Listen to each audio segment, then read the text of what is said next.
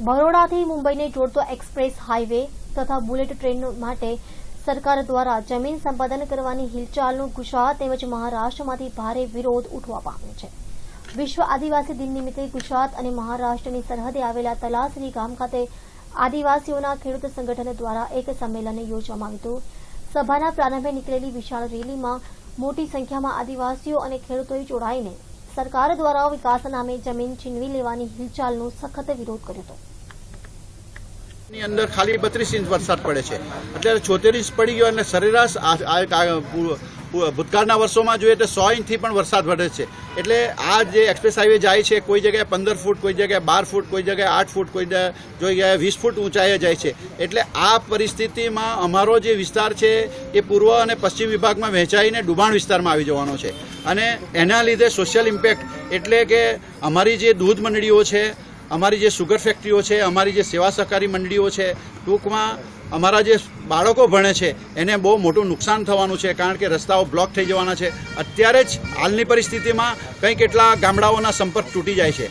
તો આ રસ્તો જવાથી અને આટલો વરસાદ પડવાથી આ બધા ગામડાઓ સંપર્ક વિહોણા બનવાના છે, ખેડૂતો બેઘર બનવાના છે, કેટલાક માણસો જમીન વિહોણા બનવાના છે। આની અસર ખૂબ જ માઠી અસર થવાની છે। અને હવે આને લઈને કોસ્ટલ હાઈવે પર આવે છે અને કીમથી 35 કિલોમીટર પૂર્વમાં જઈને આખો સુરત વિભાગનો, નવસારી જિલ્લાનો અને વલસાડ વિભાગનો જે પટ્ટો પકડે છે અને ઉમરગામથી પાછું ભિલાડથી એ પાછો કોસ્ટલ હાઈવે પર જાય છે। તો એવા સંજોગોમાંની અંદર કોસ્ટલ હાઈવે પર આ રસ્તો લઈ જવાથી ઓછામાં ઓછું નુકસાન થશે અને લોકોની ફેસિલિટી જળવાઈ રહેશે।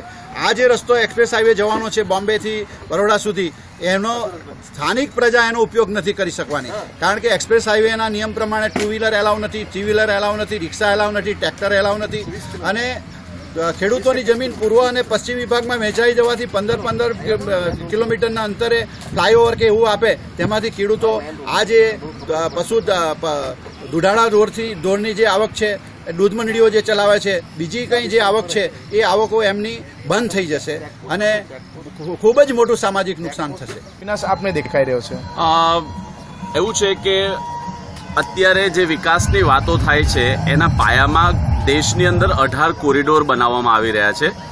એ પૈકીનો એક દિલ્હી મુંબઈ ઇન્ડસ્ટ્રીયલ કોરિડોર જે 1400 કિલોમીટર કરતાં વધારે લાંબો છે અને આ દેશના 6 રાજ્યોમાંથી પસાર થાય છે। એમાં ગુજરાત અને મહારાષ્ટ્રનો મોટાભાગનો હિસ્સો છે। એ ડીએમઆઈસીમાં પહેલાં તો ફ્રેટ કોરિડોર એટલે 6 ટ્રેકની એક રેલવે લાઇન ફક્ત ને ફક્ત માલ પરિવહન માટે નાખવાની વાત છે।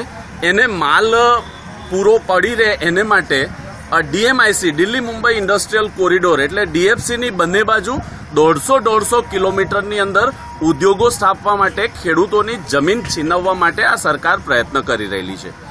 અત્યાર સુધી ખેડૂત ફક્ત એકલો જમીન ન છીનવાય એને માટે લડાઈ કરતો હતો, પણ આને લીધે જે બંદરો બંધાવાના છે, જે રસ્તાઓ બંધાવાના છે, એને લીધે આદિવાસી માછીમારોની પણ રોજીરોટી છીનવાવાની છે। એ વાતને લઈને આજે મહારાષ્ટ્ર અને ગુજરાતના આદિવાસી માછીમારો, મજૂરો અને ખેડૂતો ભેગા થઈને આ જે બધા પ્રકલ્પો છે એ દેશની અંદર બનવાથી જે રોજીરોટી છીનવાવાની છે, જે પ્રકૃતિનો નાશ થવાનો છે, વિશ્વ આદિવાસી દિવસને દિવસે આજે અમે લોકોએ આ ગુજરાત અને મહારાષ્ટ્રના આદિવાસી માછીમાર, ખેડૂત અને મજૂરો ભેગા થઈને એક આંદોલનની શરૂઆત કરી છે। ઇતિહાસની વાત કરીએ તો 9મી ઓગસ્ટ ક્રાંતિ દિવસ છે। આ ક્રાંતિ દિવસના દિવસે ભારત દેશની અંદર આ જે પ્રકલ્પો છે, ખાસ કરીને ડીએમઆઈસી, ગુજરાત અને મહારાષ્ટ્રના જે ડીએમઆઈસી, વડોદરા મુંબઈ એક્સપ્રેસ વે, વાધવાણ બંદર અને બીજા જે રોડ રસ્તાના જે પણ કંઈ પ્રકલ્પો છે, અહીંયાથી અમે સરકારને ચેતવણી આપીએ છીએ કે ક્રાંતિ દિવસના દિવસે જે રીતે ભારત છોડો આંદોલનની શરૂઆત થઈ હતી એવી જ રીતે આ બધા પ્રકલ્પો બંધ કરો અને આ પ્રકલ્પો બંધ કરીને તમે ચાલ્યા જાઓ, એવી રીતની વાત લઈને અમે આજે નીકળ્યા છીએ। इंडस्ट्रियल कॉरिडोर के नाम पर यहाँ के सारे भूमिपुत्रों को उजाड़ने का षड्यंत्र चल रहा है। तो 4,36,486 स्क्वायर किलोमीटर की ज़मीन अधिकृत की जाएगी, उसको कब्जे में लिया जाएगा। तो उस ज़मीन पर रहने वाली देश की लगभग 13% आबादी बर्बाद होने के कगार पर है। तो ये 13% आबादी है कौन?